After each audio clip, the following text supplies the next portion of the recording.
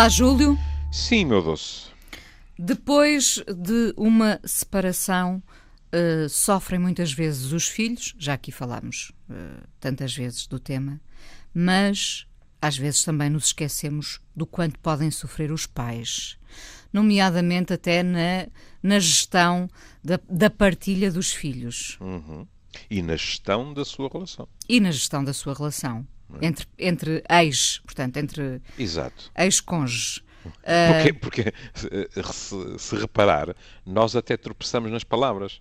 Porque é assim, as pessoas passam a ser ex num registro, permanecendo atuais no outro registro. Ou, se quiser, permanecendo juntas no outro registro. Nós não deixamos de ser pai e mãe. É evidente que a Inês mata-me logo e em vez de fazermos um programa longo, fazemos um curtíssimo e vamos à nossa vida, porque a Inês diz assim, e aquelas pessoas que desaparecem no horizonte e nunca mais ligam nenhuma aos filhos? É verdade. Também, há quem seja assim. Também, não é? Pronto. Ainda continuam a existir essas Continuam. pessoas. É claro que eu, sempre mal intencionado e sendo psiquiatra, poderia dizer, mesmo assim, há o problema da relação com o fantasma do outro. Mas enfim, pronto, Bom, já é má vontade. Deixa-me só fazer uma coisa diga. que é para tirar isso, ou menos isso, da minha consciência. Este tema foi-nos sugerido por um amigo comum. E eu, quando lhe mandei o mail, e a Inês gentilmente aceitou, pensei assim, já há muito tempo que não agradecemos.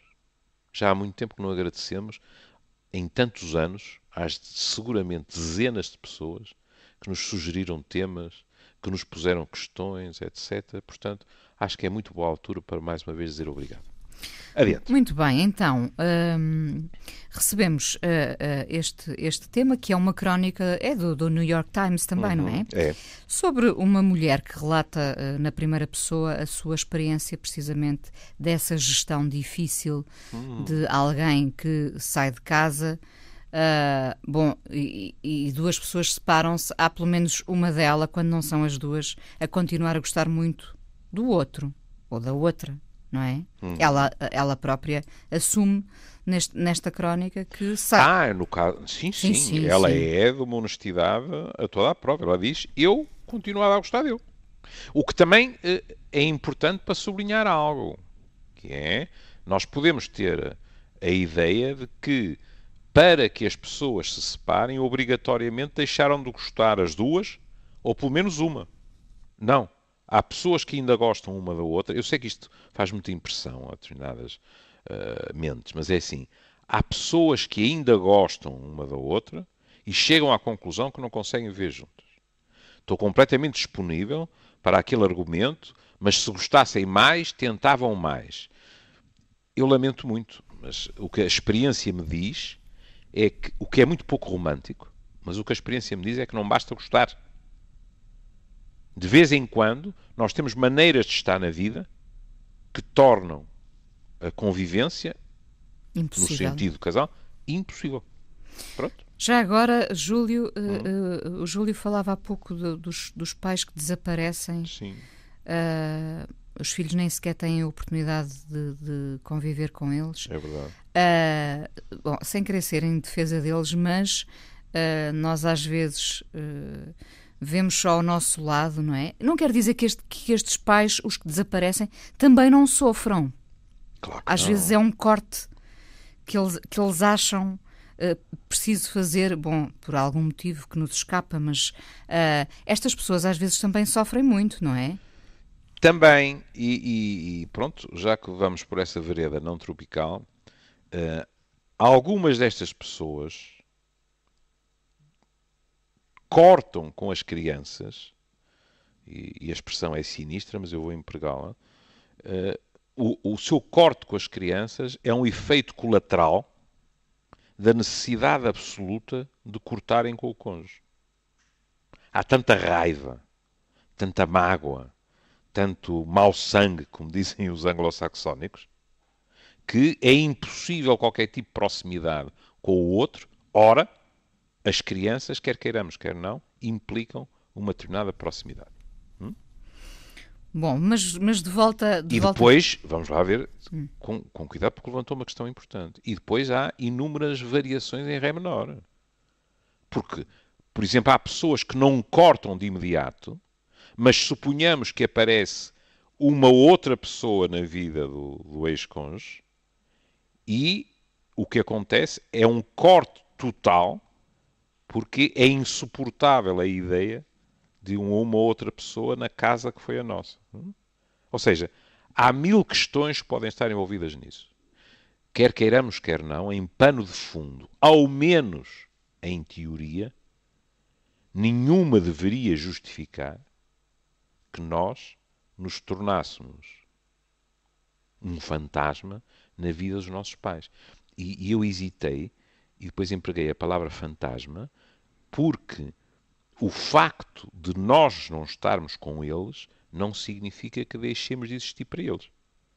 E as crianças depois são obrigadas, elas já são em qualquer separação, mas nessas situações são obrigadas a criar teorias para justificar algo que extravasa a separação dos pais, que é o sentirem-se completamente abandonadas por um desses pais.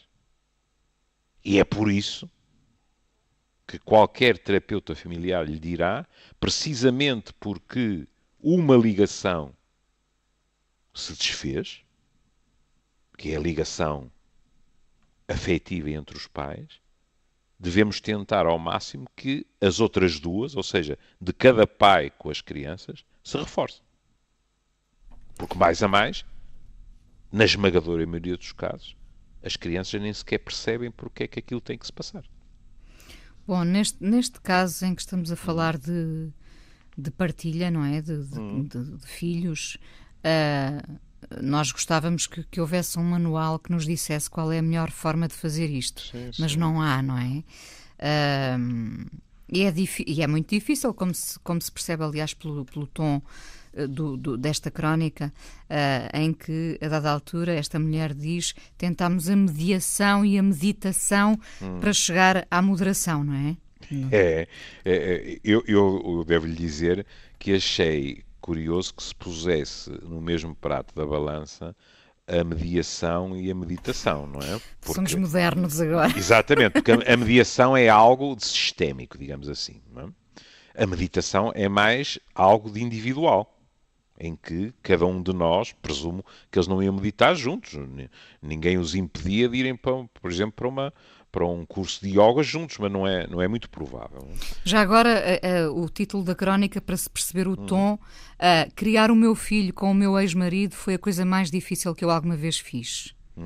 Portanto, só isto também já dá para perceber o tom desta crónica. Outras pessoas diriam exatamente o oposto, não é? Criar o meu filho sem o meu ex-marido foi a coisa mais difícil que eu já fiz. Por exemplo, quando não há ajuda nenhuma. Ou sem a minha mulher, não é? Depois, se reparou no início, há aqueles mitos que se constroem que são difíceis depois de desconstruir, que é, ela diz, os média, no fundo, apresentam-nos as celebridades e parece que é tudo muito fácil e até se pode fazer de uma forma quase divertida e eu estou cansado de contribuir para essa narrativa. Não é verdadeira. Eu não sei, eu se calhar ando a ver canais de televisão e a ler jornais online que não são os desta mulher. Porque as celebridades também não andam propriamente a dizer que é tudo muito fácil. Até porque, repare, quando é fácil não é notícia. Desde logo. Desde logo, não é? Agora, eu compreendo o que ela quer dizer. Eu estou mais habituado com os meus alunos, ou pelo menos estava, a analisar isto em termos, não introduzindo os pirralhos, mas em termos da relação amorosa. Que é a maneira como o cinema nos passa imagens idílicas, tipo Fred Astaire e Ginger Rogers, e que Deus preserve os documentos que temos daquele par a dançar, é algo que nos enche a alma, mas passa muito a imagem de que o amor é mais do que possível, é provável, o amor para sempre, outras questões, olha, que os educadores sexuais muitas vezes lamentam, que é nunca aparece um preservativo, ninguém tem infecções sexualmente transmissíveis, não há gravidezes não desejadas a maior parte das vezes. Isso é um mundo completamente fictício. O mundo real não é assim. E aqui, ela ainda está na altura, eu mantenho um pouco a par disso, mas aparentemente ainda está na altura em que as estrelas de cinema se separavam com um sorriso nos lábios. Mas aí a minha hipótese é muito prosaica. É assim, gente que vive permanentemente sob os holofotes também provavelmente sente-se na obrigação de apresentar sempre uma visão em cinemascope das coisas, não é? Mas hoje em dia acho que desistiram. Não é? É, tem razão. E também estou a falar dos filhos. Olha, estou-me a lembrar de haver uma autêntica telenovela, se bem me lembro, corrija-me, que eu hoje em dia já baralho tudo, da autêntica telenovela que houve por causa das filhas, penso eu, de Nicole Kidman e de Tom Cruise. E aquilo foi feio. Não é? Sobretudo por causa lá da cientologia, etc. E depois temos as cenaças do Brad Pitt, a Angelina Jolie, e ainda há pouco tempo tivemos coisas bem mais complicadas com o Woody Allen e Mia Farrow, Também. porque se reviveram questões que surgiram na altura da separação. Portanto, também aí, deixemos-nos de histórias. Hollywood hoje em dia não consegue pintar tudo de cor-de-rosa. Bom, idealmente acho que quem se casa pensa sempre que não se vai separar, não é? Idealmente ninguém chegava ao divórcio, mas hoje em dia são muitos os divórcios. E, portanto, esta é uma realidade que nós conhecemos, ao nosso lado vemos outras realidades semelhantes e, portanto, de repente já estamos habituados a lidar, de facto, com esta gestão que continua, no entanto, a ser difícil. Ou seja, por mais que ela se repita, nunca é fácil, nunca há uma solução que seja boa, acho eu, para ambas as partes, não concorda? Concordo. Para todas neste caso, claro. Pais e filhos. Sim, não é? sim, porque, como é óbvio, é mandatório pensarmos nas crianças, mas isso não significa que não seja preciso pensar no bem-estar dos pais. Que mais não fora também pelas crianças. Porque pais que estão todos rotos são piores pais, por definição, porque não estão em boa forma. Mas eu estava caladinho como um rato, porque a Inês estava numa direção que a mim me agrada muito, que é dizer assim, bem, mas a malta quando se casa não está a pensar no divórcio. De vez em quando levantam-se vozes cujas opiniões eu respeito. Mas não estou de acordo. Levantam-se vozes que dizem, ai não, mas hoje em dia as pessoas já se casam assim numa postura de bom, isto é como grande parte dos eletrodomésticos que nos vendem hoje em dia. Não são feitos para durar. A malta já sabe que vamos comprar aquilo dura 2 ou 3 anos e depois compra-se outro. Eu não estou a dizer que não há casamentos que são, entre aspas, assumidos de uma forma absolutamente inconsciente. Em termos sociais, acho que seria justo também, nessas alturas, introduzir uma outra variável. A minha geração, que não é as do milénio, mais a internet, mais isto e mais aquilo, também preencheria e preencheu com enorme facilidade critérios para se dizer que, e nessa altura, em 99% dos casos, estávamos a falar de casamento, para se dizer que muitos desses casamentos foram casamentos perfeitamente inconscientes. Porquê? Porque o conhecimento que se tinha do outro era mínimo. E, portanto...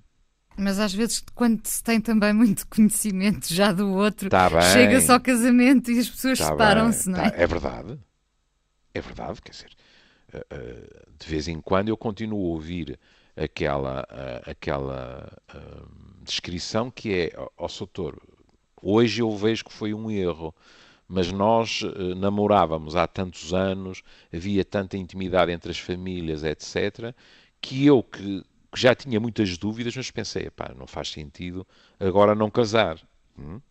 Mas é bom ter a noção que casamentos, já não eram casamentos combinados pelas famílias, mas casamentos em que verdadeiramente nós não tínhamos não estou a falar de sexo, também estou a falar de sexo, mas não sobretudo de sexo, mas casamentos em que nós não tínhamos um conhecimento mínimo de como era o outro, também tinham muito roleta russa. Como é óbvio. E de vez em quando há assim umas narrativas que não, que dão a entender, não, agora esta canalhada vale tudo e tanto se casam como vão beber um copo, é só facilidades. E antigamente éramos todos gente muito capaz de assumir compromisso, mas muitos de nós casaram e tiveram muita sorte porque não tínhamos maturidade nenhuma para ter casado. E correu bem. E noutros correu mal. Ponto final, parágrafo. Agora, o que a Inês estava a dizer, nós não casamos a pensar no divórcio. Não, claro que não, não é? O que é mais que legítimo, porque é assim, quer queiramos, quer não. E quando eu digo casar, hoje em dia é bom também introduzir a questão do coabitar. Não estamos só a falar quando se assina papéis. Na realidade, nós também não começamos a namorar com uma pessoa já a pensar que vamos acabar. Não quer dizer que alguns de nós não colecionem e eventualmente tenham um conceito da psicopatada da questão. Mas a maioria de nós, até em qualquer relação afetiva, se a sente como importante, esfrega as mãos e pensa que bom se isto durar. Porque tem lógica. Se é bom, porque raio acaba de acabar. Por masoquismo intrínseco. Ora bom, o que significa, e lá está outra questão, que de vez em quando me traz uns dissabores ligeiros nas conversas, quando eu digo por mais necessário que seja um divórcio, inclusivamente para as duas partes envolvidas. Quer queiramos, quer não, este divórcio é o fracasso de um projeto. As pessoas tinham elaborado um projeto. E ninguém gosta de ver um projeto falhar. A pessoa chega à conclusão que o projeto falhou, que não faz sentido continuar a apostar nele e que pode ser, inclusivamente, que é outra dimensão, prejudicial para todos os envolvidos, incluindo as crianças. Também respeito a opinião, mas não partilho, daqueles que dizem, mas pelas crianças ficamos juntos, mesmo que seja o deserto afetivo lá em casa ou a Terceira Guerra Mundial. Se pensam que isso é benéfico para as crianças, estão enganados. Mas lidar, da parte dos pais, lidar com essa falência, com a ideia de falência, é uma coisa que pode ser demorada e muito dolorosa, não é? São vários lutos sobrepostos. Pois é isso. São vários lutos sobrepostos. E depois é a transição com todos os seus defeitos, com todo o seu sofrimento. O que é estar naquela relação e naquela família, nós já sabemos. Há 1 ano, há 10 ou 15. Mas, agora, veio-me à cabeça a Zsa Gabor, não é? Que colecionou divórcios, não é? Mas, ao menos na nossa primeira separação, nós estamos a entrar em território virgem. E a Inês dizia, não há receitas. Claro que não há receitas. E não há receitas porque jamais poderiam existir, as situações são diversas. Por exemplo, suponhamos, porque falámos de lutos, suponhamos que uma ou as duas pessoas, de uma forma sofrida, fizeram um luto da relação ainda dentro da relação. Em geral, não é obrigatório, mas em geral, o pós-relação desta pessoa é menos gravoso. Porquê? Porque, no fundo, houve muita coisa que esta pessoa teve que digerir e integrar, que integrou quando ainda... Aqui a Inês teria todo o direito de dizer assim, e ainda chama a isso relação, pronto, enquanto ainda viviam debaixo do mesmo teto. Porque viver debaixo do mesmo teto não chega para dizer que temos uma relação amorosa com alguém. Não por acaso há pessoas que até decidem, até por razões sociais ou económicas, continuarem debaixo do mesmo teto e cada um faz a sua vida. à praia aos magotes. Sim. Pronto. Agora, quer queiramos, quer não, depois há uma situação diversa. E esta mulher, com o seu depoimento, por exemplo, em relação a como se lida em termos, entre aspas, geográficos com a separação, passou por tudo. Eles em tua casa, eles em minha casa, eles sempre na mesma casa e um de nós entra e depois sai e depois entra o outro, etc. Até porque é natural que se tente de diversas formas até Exatamente. chegar a um conforto comum. Exatamente. E olhe, é evidente que ainda hoje, e não creio que vá haver grandes modificações em termos de percentagem nos tempos mais próximos. Ainda hoje o mais habitual é, e sobretudo quanto mais jovens são os pimpolhos, é as crianças ficarem com a mãe. E ao ficarem com a mãe, há também uma ideia, que é, atendendo ao tremor de terra que aconteceu na família, até em termos geográficos, é bom tentarmos que as coisas não sejam ainda mais penosas. E por isso eu ouço, não quero exagerar, se calhar não estava a exagerar muito, mas enfim, eu ouço todos os meses, pelo menos, no meu consultório, pessoas que uma das primeiras decisões foi a casa, se pode, diga-se passagem, a casa é intocável para as crianças manterem a sua geografia física de modo a isso ajudar a sua geografia emocional. E eu digo, se é possível. Porque às vezes não é. Como a Inês compreende, por exemplo, as pessoas podem ser obrigadas a vender a casa para que cada um deles possa ter uma casa. Claro. Não é? Pronto. Portanto, cenário que acontece muito. Cenário que acontece muito. E, portanto, um dos cenários que esta mulher põe, que é a casa continua a ser a casa dos miúdos e pai e mãe alternam. Em teoria, isto até pode parecer do mal ou menos. Que é, aquela também é a casa em que eles estão habituados a viver. Com muita frequência, isto acaba por criar uma grande instabilidade, às vezes até mais nos próprios pais. Porque isto de semana sim, entro, semana não, saio. E não mata, mas mói. E uma pessoa anda nisto. Não é? E eu já o disse e diluei enquanto puder, independentemente de o estar a dizer na rádio ou seja onde for. Por exemplo, eu nunca agradecerei o suficiente à minha querida antiga patroa, a professora Celeste Malpique, que quando eu me divorciei, cheio dos receios e das dúvidas das pessoas nessas situações, e em que tentei convencê-la a fingirmos um encontro casual para ela me dar uma opinião de como é que estavam os meus filhos a lidar com a separação. Ela, com enorme ternura, disse-me: Júlio, estou à sua disposição, como é evidente, mas pedia-lhe que pensasse um pouco mais sobre isso. Se os seus filhos se sentirem amados nas duas casas e não assistirem a batalhas campais entre pai e mãe, o mais certo é que eles não precisem de ser observados por nenhum psiquiatra. E, tanto quanto eu me possa perceber, ela acertou em cheio, mas aqui sou suspeito. Como é evidente, porque isto é wishful thinking, não é? Não querendo ir contra o seu negócio, a verdade é que os paizinhos agora imediatamente atiram as crianças para a frente da psiquiatria, mas muitas vezes as crianças não precisam. Sabe o que é que eu aconselho nessas situações? Que vão ouvir primeiro, sem as crianças, a opinião de um psi. Eu isso acho que Sim. Não tem problema nenhum. Ou seja, alguém diz, até porque eu de vez em quando acho que havia uma parte minha que podia ter ido para o comércio. Até porque é 2 em 1.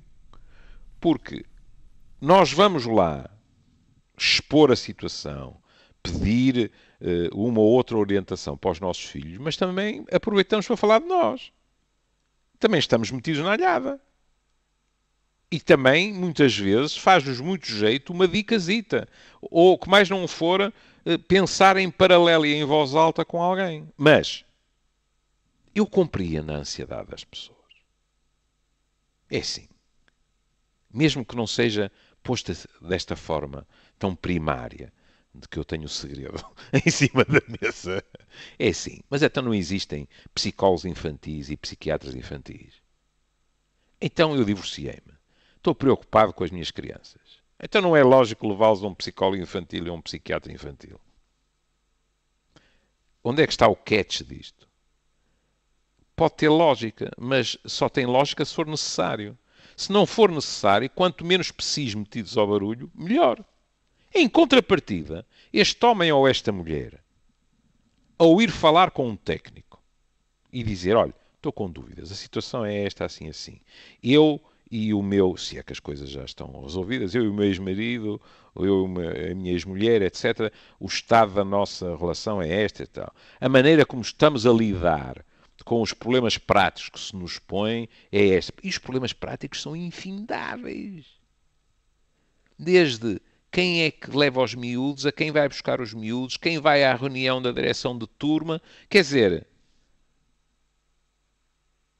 dizem os anglo-saxónicos, you name it. Porque há sempre mais um à espera. Não é só os fins de semana e o jantar da quarta-feira. E, portanto, isto eu não vejo mal nenhum. Porque até pode acontecer que, perante a descrição de determinados comportamentos, alguém diga, na minha opinião, se calhar não era mau, que o pimpolho tivesse uma conversa com alguém. Mas não duvido que, perante a angústia justificada destes pais, ou deste pai ou desta mãe, muitas vezes uma opinião tranquila de alguém a quem eles reconhecem experiência. E eu tenho um enorme respeito pelos meus colegas que trabalham com crianças. Eu acho que teria uma dificuldade enorme, porque sou muito dependente da palavra, da narrativa, e com as crianças as coisas não são tão simples como com os adultos, como é evidente, não é? Mas, tranquilizados por essa palavra, não só podem modificar comportamentos que se calhar não estão a ser os mais adequados, como podem ficar com uma sensação pacificada de, pronto, se ele ou ela disse isto, estamos sempre a tempo, se lá para a frente for necessário. Sabe que estamos a falar dos nossos dias, estamos em 2018, mas é impossível, quando falamos em separação e gestão, partilha de filhos, etc., é impossível não nos lembrarmos da dupla Dustin Hoffman, Meryl Streep. Ah, sim. Estamos a falar de 1979, do Kramer contra Kramer. A osga que eu tinha a Meryl Streep nesse filme. Ai, tinha. Claro, eu identifiquei-me logo com ele. Claro. Então ela vai-se embora, porque precisa de se encontrar, de liberdade, mais isto, mais aquilo. O tipo, sob certos aspectos, parecia meu irmão, não sabia fazer nada, teve que aprender tudo e mais alguma coisa. Tadinho, ele na cozinha sofreu tanto. Exatamente, lá está o estereótipo, não é? Os homens, coitadinhos, que têm que aprender, não é? Quando deviam ter sido ensinados. Mas tudo bem, não é? E de repente, Sua Excelência volta lá da Califórnia, lá o que é, mete-me em tribunal e ainda por cima ganha. Mas Deus existe? Sabe que eu vi Podemos confiar no sistema da justiça? Não! Eu vi o filme não há muito tempo, ele estava a dar num canal qualquer há uns tempos, e eu fartei-me de chorar, ou seja, aquilo é de 1979, mas podia ser de agora. Pois pode. Nada mudou assim tanto, não é? Talvez os homens já saibam fazer mais algumas coisas na cozinha. Mas olha, em relação àquilo, deixe-me fazer-lhe uma pergunta assim. Qual é a sua fantasia? Se fosse ele a ter-se posto a andar e a voltar e a requerer o que ela requer, acha que ele tinha algumas hipóteses? Não sei, mas havia menos lágrimas. E muito menos hipóteses. Muito menos, sim. Sim, claro. E é assim. Claro, porque aí sim, essa é uma mudança. Porque a sociedade ainda não estava formatada ainda. Exatamente. Para ser na mãe a guarda de todas as proteções. E lá está. E aí há um efeito gradativo, que é, quanto mais pequena é a criança, maior a probabilidade do sistema, digamos assim, se inclinar, se houver conflito, para entregar as crianças à mãe. Quer se queira, quer não. A figura da mãe com os adolescentes, e não é por acaso que os adolescentes já têm direito a ser ouvidos. Não é? Claro. E aí há muito poucas garantias. O adolescente pode dizer, não, quero ficar com o meu pai, ponto final. Não é? Mas nas crianças, sendo nós o bicho mais dependente que existe para crescer, havendo, quer queiramos, quer não, quer dizer. Inês, nessas questões, eu gosto de falar do que conheço bem, ou seja, da minha própria experiência. Eu era uma nulidade em termos de partilha de tarefas, mas, em algumas coisas, eu acho que me saía relativamente bem. Leia-se, por exemplo, é engraçado ter ido buscar o verbo ler, leia-se, por exemplo, o Departamento das Histórias. Isso cabia muito a mim, sabe? Eles iam adormecer, eu sentava no meio das camas e contava-lhes as histórias mais estúpidas, desinteressantes que a Inês possa imaginar, sabe? Eu acho que os meus filhos, que são dois tipos muito fixes e solidários, provavelmente foi aí que começaram. Porque acho que eles deviam falar nas minhas costas e chegaram à conclusão, se nós dizemos ao tipo que as histórias são tão estúpidas que até doem, ele vai ficar triste. Portanto, a malta até é um estímulo para adormecermos mais depressa, que é não o ouvir. Pronto. Mas esse departamento era meu. Isso enquanto estava casado ainda, não é? Claro. E depois continuou a ser. Continuou. Claro. Quando eles estavam comigo. E, no entanto, bastava meio grau, os céleres 37,5, que eu estou-me a rir porque um bom amigo meu, médico, dizia sempre a mesma coisa. Não há antipiréticos antes dos 38. Eu adoro tê-los assim amodorrados. É tudo muito mais calmo lá em casa. Parece que o estou a ouvir. Portanto, até aos 38 ele não dava antipiréticos aos filhos. Pronto. Mas bastava chegar aos 37,5, 37,6 e era ó mãe, ó mãe, ó mãe. E a pessoa diz assim, isto não é justo. Quando tiveres 36,7 vais outra vez pedir as histórias do pai, tenho muita pena. Quer dizer, eu admito que haja colegas meus, e não só médicos, como é evidente, mas que haja colegas meus que já tenham avançado muito sobre o que se passa. Mas este muito tem que ser muito pouco sobre quais são as consequências em termos de ligação de uma gravidez. De estar dentro da barriga daquela mulher 9 meses. Nós sabemos muito pouco acerca disto. Porque há mães que não são exemplos para ninguém. E, no entanto, em determinadas situações, lá vem, em vez de ser, como diz o povo, ó tio, não é? Lá vem ó mãe. E, portanto, olha, eu, para lhe falar com toda a franqueza, a minha fantasia é, se eu fosse juiz e numa situação de conflito, era provavelmente preciso, com crianças pequenas, que aquela mãe tivesse feito muitas tropelias para eu, insensivelmente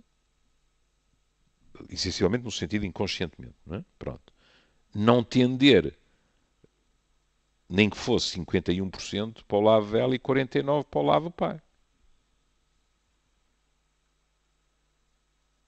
Não é por acaso que ainda hoje a Inês pode ouvir aqui e acolá com 3 letras apenas, não é? Também se escreve a palavra pai. Também, mas não é isso que houve, não é? Houve sistematicamente. E, portanto, isso é perfeitamente compreensível, como é compreensível e desejável que isso se tenha atenuado e que os direitos dos pais, e agora estamos, como é evidente, a partir do princípio que estamos a discutir casais heterossexuais, sejam cada vez mais salvaguardados. Nomeadamente, agora que esses pais são cada vez mais competentes em tarefas que antigamente eram consideradas exclusiva e tipicamente femininas. Porque os homens não sabiam mudar fraldas, porque os homens não conseguiam preparar bem um biberon, etc, etc, etc. Lérias. Quando é preciso e quando querem aprender, fazem-no. Não se esqueça que esta segunda-feira é dia do pai. Está-me a dizer a mim para não me esquecer? Eu do meu lembro-me. Agora os meus filhos, eu para a semana digo. Já fica aqui o recado, Nem não é? Eles não ouvem. Acha que eles ouvem ouvem isto? Por amor de Deus, já tenho sorte se eles não ficam envergonhados. Não imagino o que eu tenho. É uma coisa horrível. Pois tem sido. Não, mas olha, tem sido um calvário, sabe? Vai ver nem um telefonemazinho. Olha, mas ou então, conhece a outra versão? Diga. Eu não vou dizer o nome, porque... pela melhor das razões, porque não pedi autorização. Porque acho que isto não seria nada ofensivo. Há uns anos atrás, os meus filhos convidaram-me para jantar no dia do pai. Foi a família toda. Aliás, os meus filhos e os meus netos, pronto, foi tudo. Não é? Qualquer pai lhe dirá, ou a esmagadora maioria dos pais lhe dirá, que esse é um pensamento muito ternurento, mas que não poucas vezes sai carote. Porque eles convidam-nos para jantar e depois nós pagamos a conta da malta toda. Mas isto tem uma... Eu, pelo menos, gosto de meter essa racionalização. Tem, assim, uma justificação tribal e patriarcal, não é? Que é assim. Ele é o chefe da família, como minha ex-mulher é chefe de família do outro lado, como é evidente. Nas alturas, no dia do pai, como é evidente, nós não estamos juntos. Como no dia da mãe, também não estamos juntos, não é? Isso acontece no Natal, na Páscoa, etc. Pronto. E, portanto, há assim uma espécie de... A tradição ainda é o que era. E isso é muito engraçado, porque a Inês ainda é nova para isso. Mas um dia poderá acontecer, que é, se a Inês perguntar às pessoas da sua colheita, vai encontrar muitas delas que lhes dizem: ai, comigo é exatamente a mesma coisa. Que é, como é evidente, em determinadas idades, não passa pela cabeça de ninguém que se divida o preço da refeição, muito menos que eles nos paguem a nós, não é? Agora, as fronteiras, como se costuma dizer, é que são muito fluos. E, portanto, eu não sou um bicho de jardim zoológico. Que é depois, podem criar situações extraordinárias. Estou-me a lembrar de uma gargalhada geral. Um dia em que já não sei porquê, nós fomos jantar e um dos meus filhos disse: eu pago. E realmente as crianças são a delícia e o inferno, às vezes, do mundo. Os meus 2 netos não conseguiram calar o espanto. E disseram: o quê? E eu disse: Deus é grande. E disse: está espantado. Mas imagino, não é? Como eu posso ser verdadeiramente maquiavélico. Estás espantado? E a resposta veio. Porque eles, com muita frequência, dizem o que pensam. Disseram: eu estou, és sempre tu que pagas. E eu disse: I rest my case. Como nos filmes, não é? Pronto. Mas... Eles vão se lembrar segunda-feira e vão convidá-lo para jantar. Mas o que eu lhe ia contar, que é uma cena deliciosa, que é... Nós fomos para um desses jantares. Não é? Depois há outro aspecto também é muito curioso, que é... o dia é nosso. Mas os nossos filhos puxam a brasa para a sua sardinha. Ou seja, para o seu restaurante. Que de vez em quando não é propriamente o restaurante que nós gostaríamos de ir. Mas, e aí, meia culpa. O dia é nosso. Nós temos a obrigação para connosco dizer assim: vamos lá no outro dia. Eu hoje quero ir a este ou àquele. Mas sabe como é? Uma pessoa, são os nossos filhos, embora sejam uns marmanjões de 40 anos, são os nossos netos, etc. E uma pessoa alinha. E vai. E tinha acontecido isso. E eu tinha embarcado num restaurante asiático em que, por acaso, devo dizer, temos que ser justo, havia, ainda há, um prato, os outros penso que não teriam resultado, mas havia um prato de que eu gostei e muito. que na minha opinião tinha pouco de asiático, e Deus o abençoe. E tropecei num político português que estava lá também. E, ao ver quem estava na mesa dele, eu, quando passei, disse: deixe-me adivinhar, estamos aqui os dois pela mesma razão, não estamos? E ele desatou-se a rir e disse: pois estamos, é dia do pai. E eu não resisti. E quando saí, disse: ó Soutor, diga-me uma coisa, na sua família, em termos pecuniários, a tradição é como na minha? E ele disse-me: eu presumo que posso dizer que é. Paguei tudo. Ora, aí está. Só queria certificar-me. Portanto, como vê, não quero ser injusto. Na esmagadora maioria dos casos, às vezes com um pedido de atraso por isto ou por aquilo, há lembranças. E eu digo lembranças de propósito. Porque não é o preço de uma prenda que é importante. Às vezes, por exemplo, e isso aconteceu com meus filhos ao longo dos anos, eu perceber que eles tinham pensado o que é que poderá dar prazer ao velho, e às vezes são coisas que... algumas até são de graça, não é? E outras não custam 10 mil reis, e isso é muito, muito reconfortante. Adiante. Bom, para terminar, estamos a 4 minutos. Já? É. Ui, meu Deus, peço desculpa. E agora íamos até segunda-feira, não é? Pois sempre é. aqui a contar histórias boas, que é o que interessa, na verdade, não é? Então, há uma coisa que temos que dizer, que é a questão dela falar muito de tudo o que eles tentaram em termos de organização geográfica e efetiva com os filhos, mas entre eles também. Como, por exemplo, desde estarem zangados e não se falarem, a andarem a dormir um com o outro. Não é? E isto é verdade. Eu ia dizer, acontece. É, e diga-se passagem que às vezes até há happy ends. Há gente que recomeça a namorar e depois chega à conclusão que pode tentar outra vez. Como há gente que chega à conclusão que naquele registro as coisas correm bem. Ou seja, voltaram a ser namorados e não voltam a viver juntos. Não é? Pronto.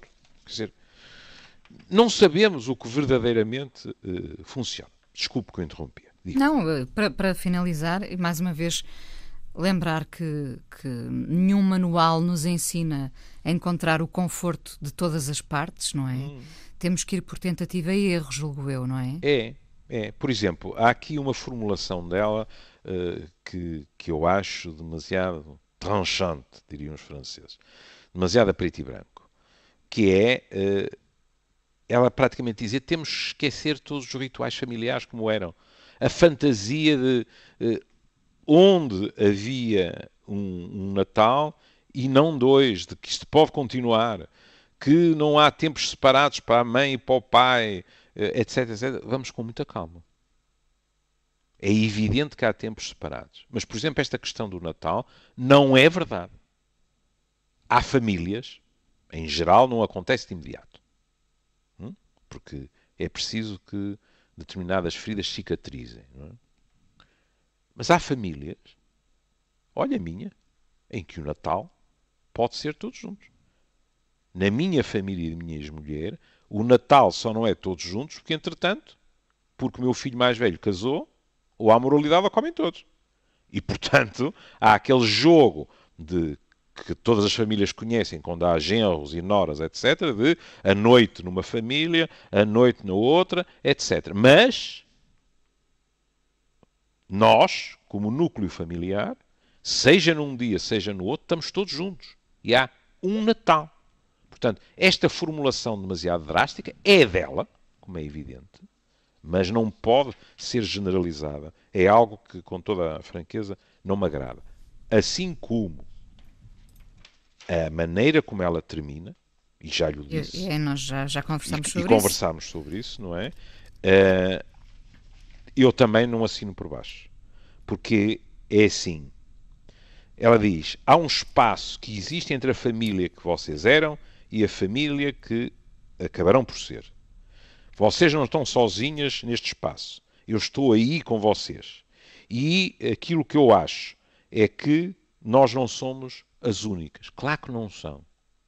Agora, esta sugestão de que estamos todas, porque ela é uma mulher, mas até podemos incluir aqui os homens também, pronto, estamos todos num barco semelhante, apoiamo-nos todos e, de certa forma, formamos uma espécie de grande congregação dos pais que se separaram, não é verdadeira, porque as nossas realidades são diferentes. Não tenho nada a opor a que o apoio exista, desde que não partamos do princípio que os outros estão a viver exatamente do mesmo modo a situação por que estamos a passar. Bom, e para a despedida, hoje a escolha foi minha, foi do pai, do avô Júlio. Foi. Eu escolhi Teach Your Children, que é uma canção, pronto, as pessoas conhecem-na melhor já por Crosby, Stills, Nash & Young no Déjà Vu, que é, na minha opinião, um disco muito importante. Na realidade, Crosby, Stills e Nash já cantavam. Na realidade, Graham Nash compôs Teach Your Children ainda com os Hollies, imagine. E os Hollies, coisa que eu não sabia, a Wikipédia tem coisas verdadeiramente deliciosas, os Hollies chegaram a cantá-la em palco, mas nunca gravaram.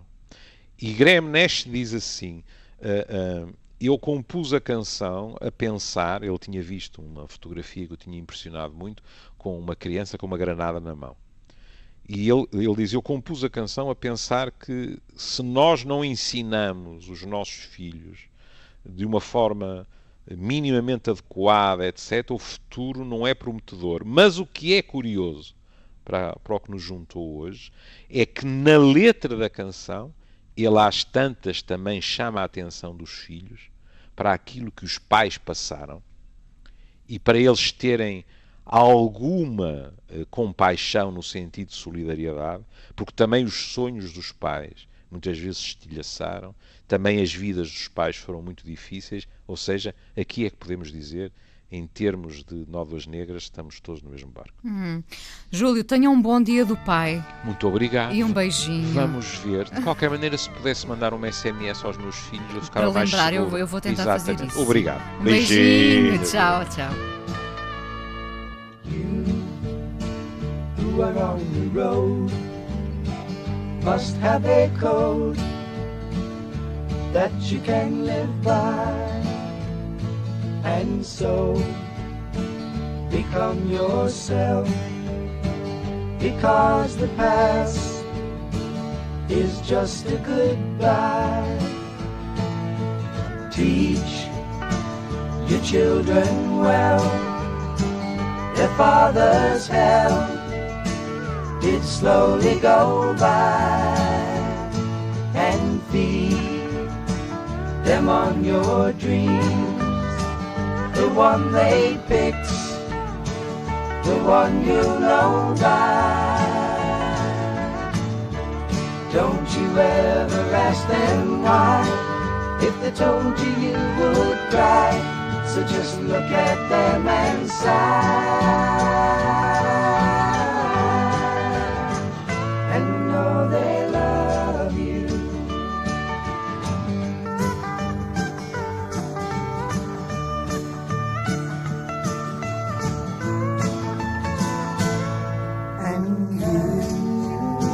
Of tender years, can't know the fears that your elders grew by, and so please help them with your youth. They see the truth before they can die. Teach your parents well, their children's hell will slowly go by, and feed them on your dreams, the one they picked, the one you know by. Don't you ever ask them why, if they told you you would cry, so just look at them and sigh.